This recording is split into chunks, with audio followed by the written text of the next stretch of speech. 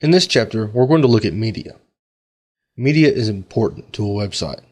It helps you convey ideas, show examples, and generally just makes your content look rich and fresh. However, once again, moderation is key. You may not want to put too many pictures on your website, especially if you've got text content to accompany it. Obviously, if you're using WordPress for a photo blog, the majority of your content will be images.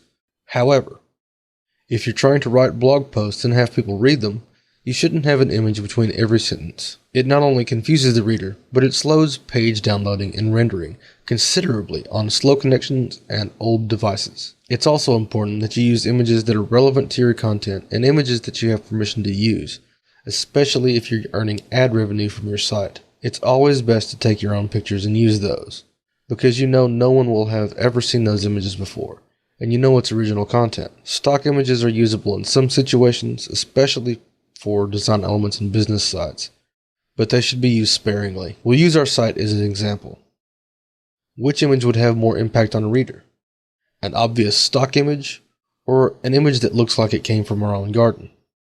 I think if I was a reader of this site, I'd want an image that looked real and like it was taken by the person creating the website, rather than some generic looking stock image. WordPress provides us the tools to easily integrate media into our site in a number of ways. We can upload our own images and PDFs and insert them into any post or page.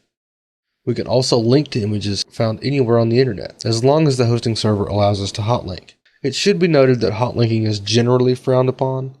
If you find an image on a website and want to use it on your website, the best thing to do is right-click and save that image and re-upload it to your own blog. We don't really want to be using another website's bandwidth for our own site. It's rude and it can make you some enemies. So just be safe and host your images yourself or upload them to a public image hosting website like Flickr or Imgur. We also have some options of how we want to display images on our site. We can have static images, images with captions, galleries, carousels, and all sorts of other nifty methods through the use of plugins.